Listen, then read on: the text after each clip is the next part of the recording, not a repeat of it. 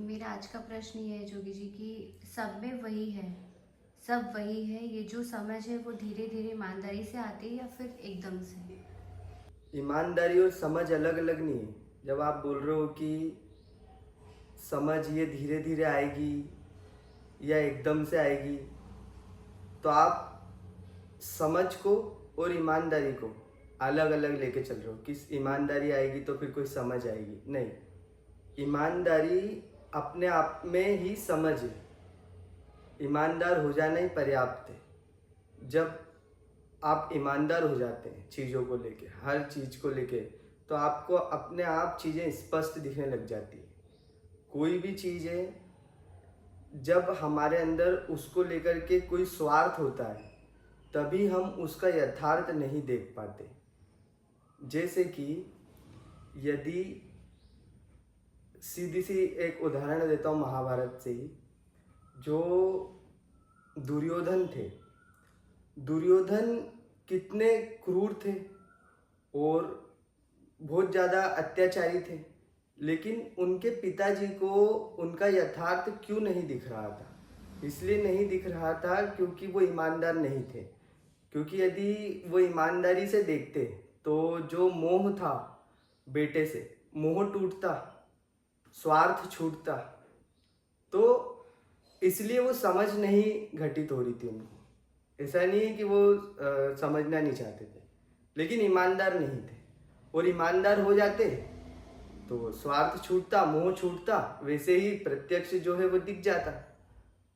तो जैसे ही ईमानदार हम हो जाते हैं पूरी तरह 100% ईमानदार, और ईमानदारी में भी पहली बात तो कोई प्रतिशत होता नहीं है, बस भाषा की मजबूरी है। जैसे ही हमारे अंदर ईमानदारी आती है तो ये समझ भी अपने आप घटित हो जाती है कि सब में वही है। क्योंकि जैसे मैंने आपको पहले भी बताया था कि सब में वही है, ये क्यों नहीं देख पाते हम?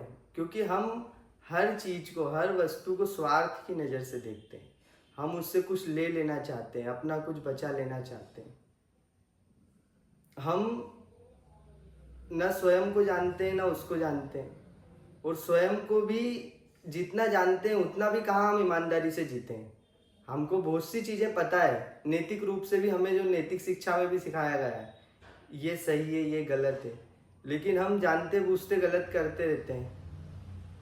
स्वार्थों के, है ना, प्रभाव में आके।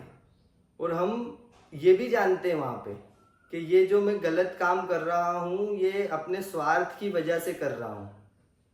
ये प्रत्यक्ष गलत चीज़ है, ये बिल्कुल ही नहीं करना चाहिए, लेकिन हम उसको भी करते चले जाते हैं। और फिर हम उन चीज़ों को नकार करके कुछ ऐसी चीज़ें पूछने लग जाते हैं कि सत्य कैसे अवतरित होगा, हमें बताओ ब्रह्म ज्ञान कैसे हो जाएगा, ईश्वर प्राप्ति कैसे हो जाएगी, उसके लिए कैसे ईमानदार हो जाए। दिन भर में जो तुम प्रत्यक्ष बेईमानियां करते हो, जो तुम्हें स्पष्ट पता है कि ये तो बेईमानी है, जैसे मांस खाना। जब आप किसी पशु की हत्या करते हो, उसको खाते हो, कोई और हत्या करता है उसको खरीद के खाते हो, तुम्हें प्रत्यक्ष पता है कि ये चीज़ गलत है। किसी को तुम इतनी पीड़ा दे रहे हो जो तुम स्वयं के प्रति कभी नहीं चाहते। तुम चाहते हो कि तुम्हें एक सुई भी ना चुभाई जाए। डॉक्टर तुम्हें सुई भी लगाए तो ऐसे लगाए कि बिल्कुल तुम्हें पता ना चले। तुम ऐसे डॉक्टर के पास जाते हो जो ऐसे सुई लगाता हो कि तुम्हें पता भी ना चलता हो, लेकिन तुम दूसरी तरफ किसी की गर्दन पे छुरी फेर देते हो अपने स्वार्थ के लिए। और फिर तुम पूछते हो कि परमात्मा कैसे मिलेंगे, है ना? तो ये छोटी छोटी ईमानदारियां तो देखो पहले जीवन में कि ईमानदारी आ रही है क्यों। और जब पूर्ण ईमानदार हो जाते हो तुम, ईमानदारी इतनी प्रबल हो जाती है कि अब तो यदि सत्य दिखे और ये दिखे कि ये सत्य मेरे इतने स्वार्थों को तोड़ रहा है कि मेरा जीना मुश्किल हो रहा है, उसको भी तुम स्वीकार कर लो, ईमानदारी इतनी तुम पे हावी हो जाए, तब समझ अपने आप घटित हो जाती है, तब अपने आप चीजें साफ दिखने लग जाती है। तो अगर नहीं दिख रहा है कण कण में परमात्मा और सब में वही है, ये समझ नहीं आ रही है, तो देखो कि ईमानदारी की कमी है कहीं ना कहीं। बेईमानी बहुत ज़्यादा हावी है अभी, बहुत सारे क्षेत्रों में, बहुत सारी जगह पे तुम बेईमानी कर रहे हो। तो उस बेईमानी को हटाओ तो समझ घटित हो जाएगी। जो वो तो प्रत्यक्ष है ना, वो थोड़ी ना आएगा, वो तो है ही।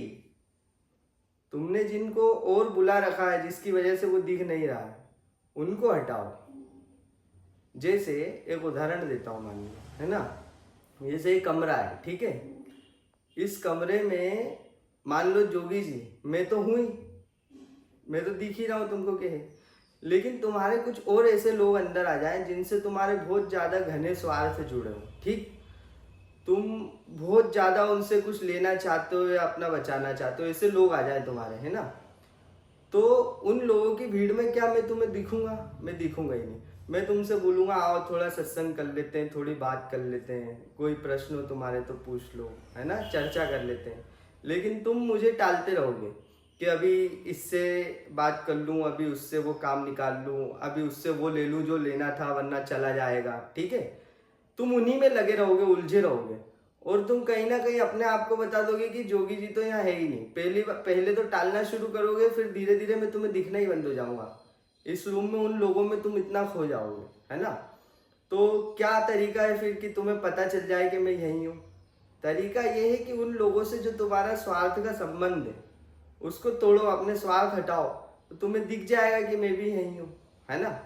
तो ऐसे ही सत्य तो जीवन में मौजूद ही है, वो कहीं ज्यादा थोड़ी है, और हर जीव में है, कण कण में है, सब में वही है। लेकिन दिखता क्यों नहीं है? क्योंकि हम बेईमान हैं, हम झूठे हैं। तो ये बेईमानी अगर रहेगी, कभी ऐसा हो सकता है क्या कि ईमानदारी और बेईमानी एक साथ, उजाला और अंधेरा एक साथ? कभी देखा ऐसा? तो बस वही बात है, सत्य और झूठ एक साथ कैसे हो सकता है? नहीं हो सकता ना। हम सत्य बोलते हैं ना उसको, तो सत्य और झूठ एक साथ नहीं हो सकता। तो अपने जीवन से झूठ हटाओ, बेईमानी हटाओ, देखो कहाँ कहाँ बेईमानी। कुछ करना नहीं है अलग से, कुछ भी ऐसे कोई प्रयास नहीं करना उसको पाने के लिए कि हम कोई अलग से कि ईमानदार तो भैया हम हो गए हैं और अब है ना हम कुछ बता दो कुछ प्रक्रिया जिससे सत्य प्राप्ति हो जाए। मतलब ईमानदार तो हम पूरे हैं। जैसे कुछ लोग बोलते हैं कि बुरा करना बंद कर दिया तुमने, चलो बहुत बढ़िया हो गया, अच्छी बात है, तुमने बुरा करना बंद कर दिया, चलो अब अच्छा करना शुरू करो, है ना, अब कुछ अच्छे काम शुरू करो। यहाँ पे वो काम नहीं है, तुम बुरा करना बंद कर दो, यही पर्याप्त है, यही अच्छा हो जाना है। इंसान को ये बातें जब बोली जाती है ना कि बुरा करना बंद कर दिया तुमने, अब अच्छा करना शुरू करो, तो उसके अंदर भी कर्ता भाव आता है कि अच्छा हाँ, बुरा आदमी तो नहीं हूं मैं, बुरा करना तो सारा बंद कर दिया मैंने, अब अच्छा करना है या नहीं ये मेरी चॉइस है। देखो अब मेरी चॉइस है कि मैं अच्छा करूं या ना करूं। नहीं करूंगा तो भी मैं कोई बुरा आदमी थोड़ी हूं, मैं तो अच्छा ही आदमी हूँ, है ना। तो फिर और वो अच्छा जब करने लग जाता है तो वो उसको एक्स्ट्रा मानता है कि ये तो अब मैंने एक्स्ट्रा कुछ किया है। नहीं, तुम बुरा करना बंद कर दो, बस इतना ही पर्याप्त है। और अगर तुम्हें कण कण में परमात्मा और सब में परमात्मा नहीं दिख रहे तो ये निश्चित परिणाम है कि अभी बुरा तुम करे ही चले जा रहे हो, अभी बुरा होता ही चला जा रहा है तुम्हारे माध्यम से, और उतना ही पर्याप्त हो जाता है। बुरा करना बंद कर दो बस, अच्छा तो क्या ही करोगे तुम, क्या ही अच्छा कर लोगे, क्या ही तुम किसी का भला कर दोगे। बुरा करना बंद कर दो, यही भला है बस, है ना। इसीलिए बोला जाता है कि तुम्हें अलग से पेड़ लगाने की जरूरत नहीं है, पेड़ काटना बंद कर दो, इतना भी पर्याप्त है। पेड़ अपने आप उग जाएंगे, प्रकृति अपने आप खुद को ठीक कर लेती है। कोरोना टाइम में क्या हुआ था, लोगों ने अलग से नदियों की सफाई नहीं करी थी, कचरा बीनने नहीं गए थे नदियों से कि कचरा, हम तो भाई नदी साफ करने वाले हैं, हम तो एक अभियान चलाते हैं, नदी नाले साफ करते हैं जा जाके, है ना। किसी पशु का कोई रेस्क्यू करने नहीं जा रहा था, पशु को चोट लगने ही बंद हो गई थी, गाड़ियां ही नहीं थी रास्ते में, है ना। और नदियां अपने आप शीतल साफ हो गई थी, हवा एकदम स्वच्छ हो गई थी, बिल्कुल आई, है ना, AQI एकदम बढ़िया हो गया था। तो क्या किया इंसान ने, सिर्फ ये अपनी गलत एक्टिविटीज कम कर दी, तो उधर अपने आप ठीक हो गई प्रकृति। प्रकृति खुद को ठीक करना जानती, तुम कोई कर्ता भाव लेके मत घूमो कि मैं हूं कुछ करने वाला, तुम गलत करना बंद कर दो। और ये बड़े शर्म की बात है कि देखो यहाँ पर ये चीज हम इसलिए नहीं मानते क्योंकि इंसान ये थोड़ी मानेगा कि मैंने गलत करना कभी बंद किया ही नहीं था, है ना। तो यही है, बस इतनी सी बात समझनी होती है। समझ और ईमानदारी कोई अलग चीज नहीं है, एक ही बात है। ठीक है, तो क्या समझ में आ गया? ईमानदारी रखनी है वो तो फिर देखना पड़ेगा ना हर पल। हाँ। अभी मैं बोल दूँ हाँ सब समझ आ गया थोड़ी ना। नहीं तो ईमानदारी रखनी है, समझ में तो आ ही गया है, तो ईमानदारी क्यों नहीं रख रहे हो ये बताओ ना। रखती हूँ। तो मतलब मैं झूठ बोल रहा हूँ कि ईमानदारी रखने के बाद भी वो सब में दिखेगा जब मैं बोल रहा हूँ, तो फिर तुम्हें नहीं दिख रहा, तो तुम ये कहना चाह रहे हो कि ईमानदारी तो रखता हूँ मैं लेकिन फिर भी सब में नहीं दिख रहा है, ऐसा कुछ है क्या? नहीं ऐसा नहीं है। तो फिर क्यों बोल रहे हो कि रखता हूँ मैं? बताओ कहाँ नहीं रखते हो ये बताओ ना। जब तो दिमाग हावी हो जाता है, बुद्धि हावी हो जाती है तब तक फिर देखती हूँ, फिर उसका बुद्धि अचानक से थोड़ी हावी हो जाती है। बेईमानी मेरी आज है मेरे अंदर, ठीक है, तो उसका परिणाम मुझे कभी ना कभी दिखा करेगा, है ना। सांप इस घर के अंदर है तो तभी तो कभी कभी नजर आता है। ऐसा थोड़ी बोलूंगा कि जिस समय नजर आया उस समय ही सांप था, वो पहले भी था, कहीं सोफे में कहीं कुर्सी के पीछे छुपा हुआ था। तो तुम बोल रहे हो कि एक समय पर कभी मेरी बुद्धि पे कुछ चीजें हावी हो जाती है, मैं टेंशन में आ जाता हूँ या मैं हाइपर हो जाता हूँ, तो उस समय ही बस बेईमानी आ जाती है।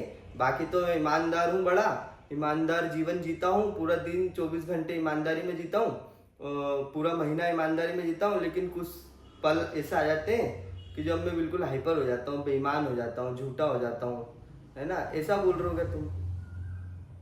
तो तुम्हारा हर क्षण बेईमानी में ही निकल रहा है।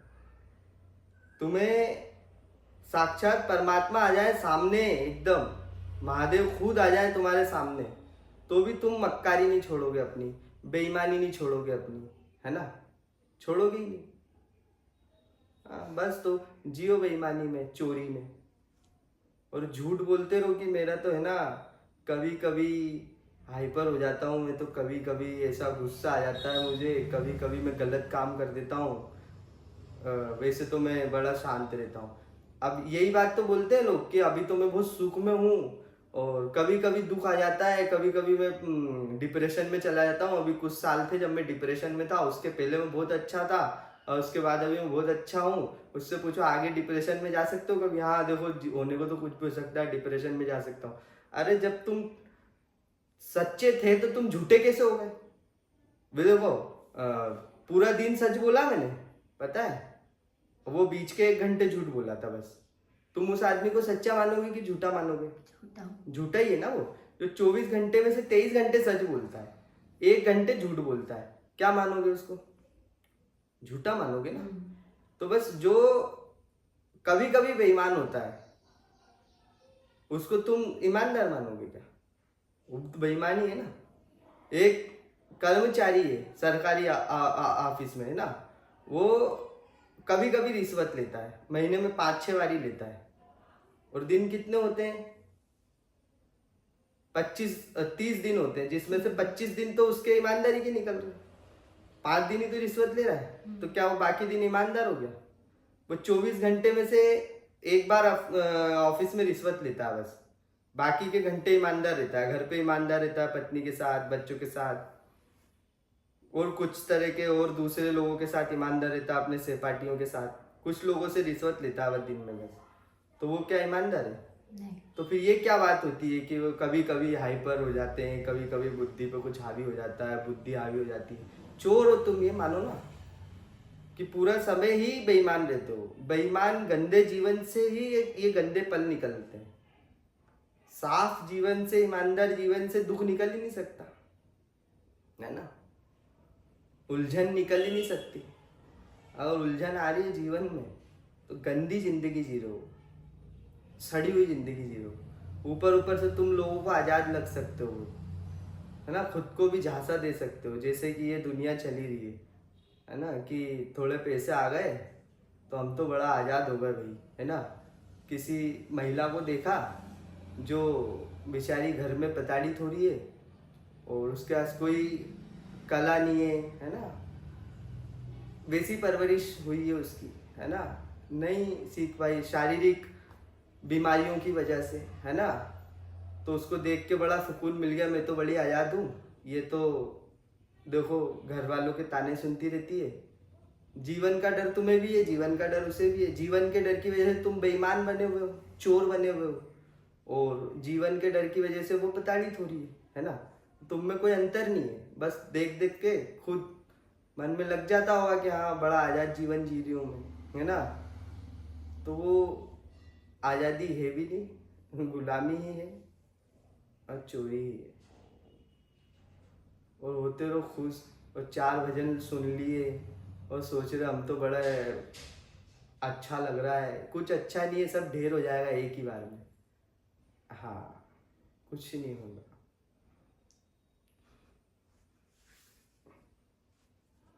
हर पल देखना होता है खुद को होश में, प्रति पल जागरण में जीना होता है। एक्साइटेड होकर नहीं जीना होता है कि घूम रहे फिर रहे खा रहे ये कर लिया मस्ती कर ली, है ना, भजन सुन लिए बढ़िया, एक्साइटमेंट ही एक्साइटमेंट चल रहा है पूरा समय। शांति के पल कहीं दिखने को ही नहीं मिल रहे, ना आंखों में कोई शांति दिख रही है, ना हरकतों में कोई शांति दिख रही है ना। तो ऐसे जियोगे तो मरोगे एक दिन, और कुछ होगा नहीं, मरे ही हुए हो। इस जीवन को ही मुर्दा जीवन बोलते हैं, घटिया जीवन बोलते हैं। कोई जागरण के पल ही नहीं है पूरे टाइम में, कोई शांति के पल ही नहीं है जहाँ की कोई लगे कि हाँ अभी ये पूरे तरह से जागरण में है, होश में है, इसका ध्यान वही है जहाँ पर अभी ये है, कहीं और नहीं घूम रहा है, इसका मन कहीं और नहीं भाग रहा है ना। वो दिखता ही नहीं है कहीं, वो पल दिखते ही नहीं है कभी चेहरे पे कि अभी ये सत्य का सुमिरन चल रहा है इसके अंदर, कि इसके विचार अभी बहुत गहरे जा रहे हैं, इसकी दृष्टि खुद की तरफ है, कभी दिखती नहीं। आंखों में हवस ही दिखती है दिन भर, समझ लो। और फिर पूछेंगे परमात्मा सब में है कैसे पता चले, कैसे हम जान ले कि भाई सब में है वो। सब में तो तुम अपने स्वार्थ ढूंढ रहे हो, है ना, और कैसे जान लोगे।